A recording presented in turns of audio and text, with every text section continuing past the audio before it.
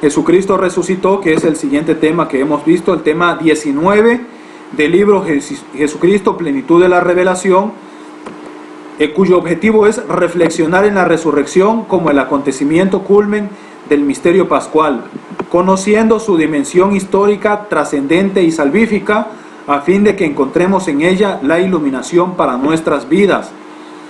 Reflexionar en la resurrección, y el contenido va a ser simple: reflexionar en la resurrección en un hecho histórico, en un hecho trascendente y en un hecho salvífico. El Catecismo de la Iglesia Católica, en el numeral 656 en adelante, podemos encontrar todas las definiciones que esto ha de llevar. Sin más por el momento, comenzamos. La resurrección es un hecho histórico. Sabemos de antemano que sí ha pasado. En Hechos capítulo 2, versículo 32 al 33, menciona: a este Jesús Dios le resucitó, de lo cual todos nosotros somos testigos. Y exaltado por la diestra de Dios, ha recibido del Padre el Espíritu Santo prometido, y ha derramado lo que a vosotros veis y oís. ¿Quién está escribiendo Hechos de los Apóstoles? Los está escribiendo San Lucas. San Lucas en ese momento es apóstol de San Pablo, el cual tiene la dicha de estar conociéndolo, y pues ha escrito que Dios lo ha resucitado, y todos ellos son testigos. Los apóstoles todos son testigos de la resurrección. Y aquí en este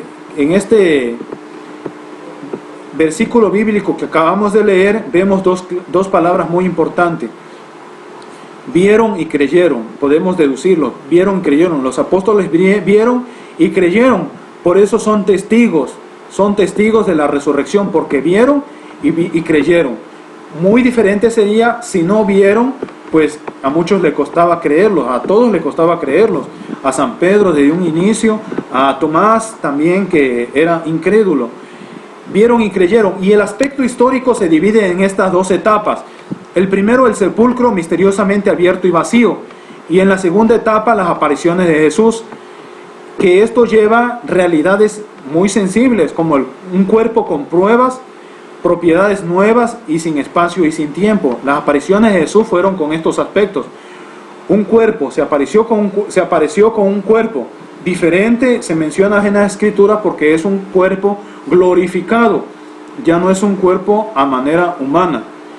Con unas propiedades nuevas, se menciona, y llevando implícito en ellas las llagas de su pasión, los estigmas obtenidas en esa pasión, y también sin espacio y sin tiempo, puesto que se aparecía en el momento y en el lugar donde Él quería. Es decir, que Dios ya ocupaba el lugar, de que Dios es un ser espiritual sin espacio ni tiempo.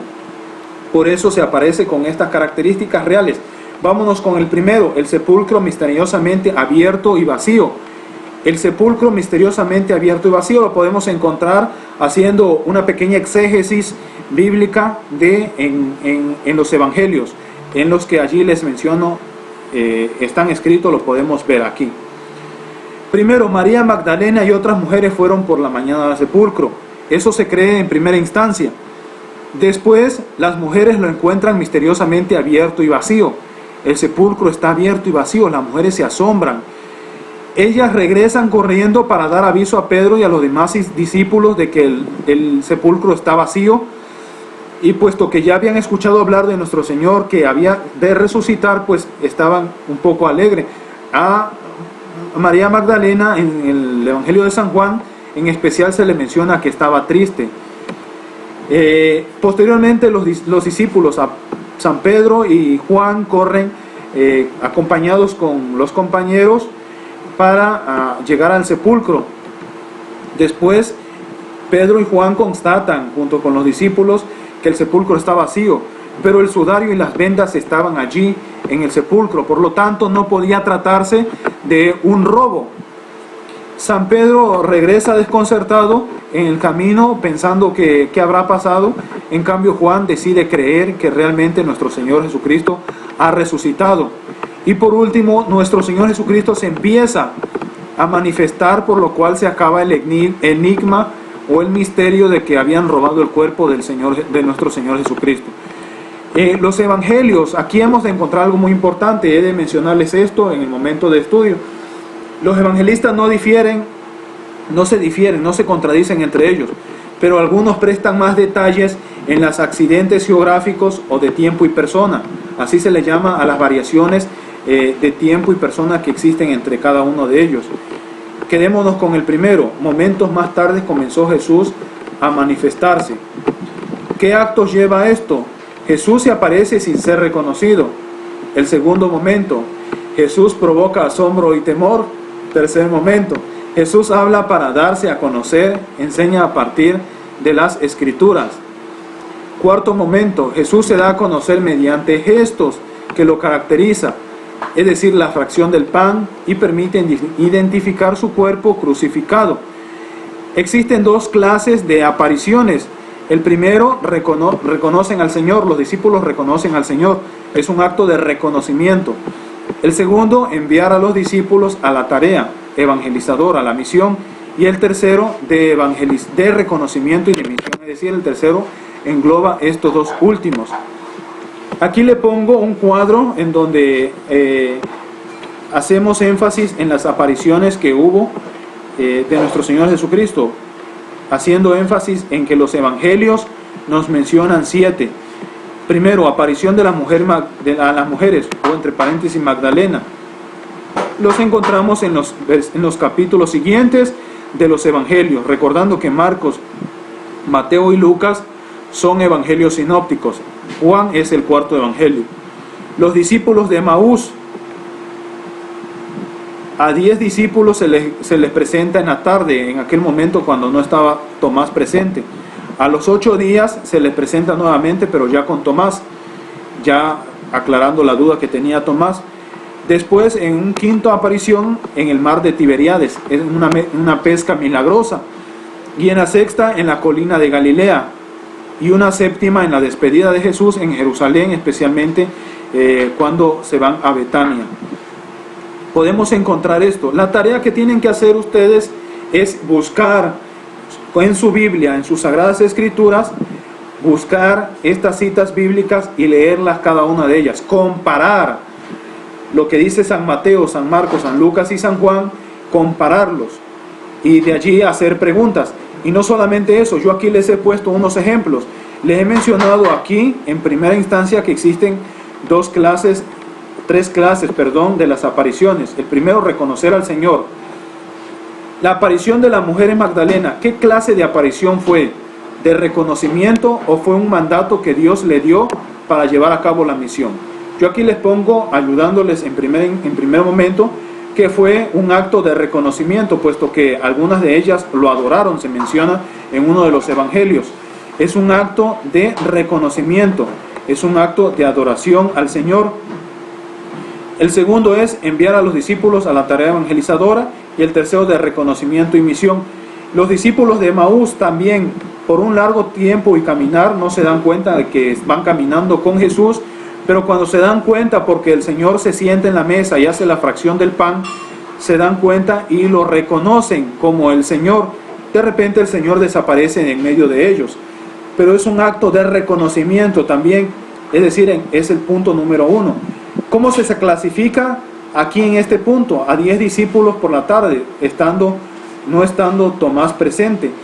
Pues se clasifica, puesto que es un acto de reconocimiento según San Lucas y Juan, pero que también es un acto de envío. Reconocen al Señor como Dios, y Dios también los manda a evangelizar, a la tarea evangelizadora, a la misión que ya Dios Padre le había confiado a nuestro Señor Jesucristo, y ahora Él, habiendo entrenado a todos los apóstoles, los manda a la tarea evangelizadora, a predicar. Por eso se clasifica en el punto 3, porque es un acto de reconocimiento y es un acto de donde Dios lo manda a ejercer la tarea evangelizadora. Ustedes tienen que leer todos los pasajes bíblicos que aquí les pongo y tienen que identificar a qué compete cada uno de estas acciones. Si es un acto de reconocer al Señor, o si es un acto de enviar a los discípulos, o es un acto de reconocimiento y de misión. Ustedes tienen que reconocer cada uno de ellos. En los evangelios solamente se hablan de siete acontecimientos que el Señor se ha mostrado. Algunos mencionan que existen 10, algunos mencionan que existen 11, 12, pero en realidad cuando hacemos la exégesis bíblica nos damos cuenta de que en realidad fueron 7 acontecimientos, apariciones de nuestro Señor Jesucristo con los apóstoles, según los evangelios, pero son más. Las apariciones de nuestro Señor Jesucristo son más. Por ejemplo, en 1 Corintios capítulo 15, versículo 5, menciona que en un tiempo no específico Jesús se le aparece a Pedro. Y es aquí que en esta aparición, dentro del tiempo histórico, cuando Dios, nuestro Señor Jesucristo, se aparece, puede ser que se aparezca después de que se les apareció a los discípulos de Emaús. Aquí eran 2 discípulos, y antes de que se le apareciera a 10 de los discípulos en la tarde, no estando presente Santo Tomás, se les apareciera, puesto que Lucas capítulo 24, versículo 34 menciona que ya se le había aparecido nuestro Señor Jesucristo a San Pedro, es decir, se le aparece a Pedro en un tiempo no específico. No lo narran los evangelios. Le mencionaba en primera instancia que los evangelios no son específicos en cuanto a detallar los accidentes geográficos, es decir, el modo real y cómo fueron sucediendo las cosas en el contexto histórico, geográfico, tampoco son precisos en ese sentido. Es por eso que también en 1 Corintios 15, 6, San Pablo sigue diciendo, y en un tiempo no especificado también, Jesús se le aparece a más de 500 personas. Jesús se aparece a más de 500 personas. Luego en el versículo 7 dice que Jesús se le aparece a Santiago en otra ocasión. Y luego en 1 Corintios 15, 8 menciona que Jesús se le aparece a Pablo. Y por último se me aparece a mí, dice San Pablo, como si fuese como un elemento abortivo, dice, o fuera de tiempo. San Pablo también tiene la dicha de que Jesús se le aparece. Entonces, sabiendo nosotros que Jesús en los evangelios se nos cuentan estas apariciones, en realidad las apariciones de nuestro Señor Jesucristo fueron más, solamente que recordando también a lo que dice San Juan capítulo 21, 25. Jesús hizo muchas otras cosas. Si se pusieran todos por escrito, pienso que ni en el mundo entero cabrían los libros. Ni en el mundo entero cabrían los libros. Entonces, la santa tradición de la Santa Madre Iglesia se menciona que también hubo una aparición de nuestro Señor Jesucristo con nuestra Madre Santísima, con María. Lo dice la santa tradición. Si nosotros solamente creemos en la Biblia, nosotros estaríamos creyendo de manera, no tanto de manera completa. O sea, la Biblia es un libro que surge en un contexto tradicional por parte de la Iglesia. Es decir, que la tradición también viene a enriquecer las Sagradas Escrituras. Por eso nosotros no solamente nos quedamos con las Sagradas Escrituras, sino también creemos que existe una tradición, que esta tradición nos ha llevado la Santa Madre Iglesia Católica a lo largo de la historia y nos los ha enseñado. Si nosotros solamente nos quedamos en la Biblia, podremos creer, pero de una manera más completa, con la tradición, la santa tradición que nos lleva también a la Biblia. Por eso queda de tarea que cada uno de ustedes lea y analice todos estos versículos, reflexione las diferencias que existen entre los evangelios y también en 1 Corintios. Entonces, vamos a mencionar que también la resurrección es un hecho que trasciende. Este misterio de fe nos lleva a lo no tangible, a lo no inmanente, el motivo de nuestra esperanza en la vida eterna, es decir, a lo que no está fuera del Señor, sino que este misterio nos tendría que trasladar a la parte transeúnte, algo que es muy, muy bueno para reflexionar, es algo que a modo humano muy difícil de entender, y luego este misterio de fe, al igual que la inmensidad de Dios, sobrepasa nuestra razón de entendimientos. Y luego la resurrección es un hecho salvífico. Jesús ha resucitado en calidad de primogénito de entre los muertos, según Colosenses capítulo 1, versículo 18, del mismo modo que murió por nosotros, resucitó también por nosotros. Es principio y fuente de nuestra resurrección futura. Esta revela nuestra salvación al tiempo que la lleva a cabo. Y es un hecho que trasciende porque nadie más ha resucitado dentro de la historia de la humanidad. Si bien sabemos que Lázaro y algunos personajes del Antiguo Testamento llevaron a cabo la resurrección, Pero la resurrección de nuestro Señor Jesucristo es una resurrección que ya nunca jamás volverá a experimentar el paso de la muerte, sino que es un acontecimiento salvífico que nos salva en la cruz y con su resurrección nos eleva al plano de la resurrección futura y del cual nosotros hemos de gozar. Este es otro de los frutos de la redención gloriosa de nuestro Señor Jesucristo.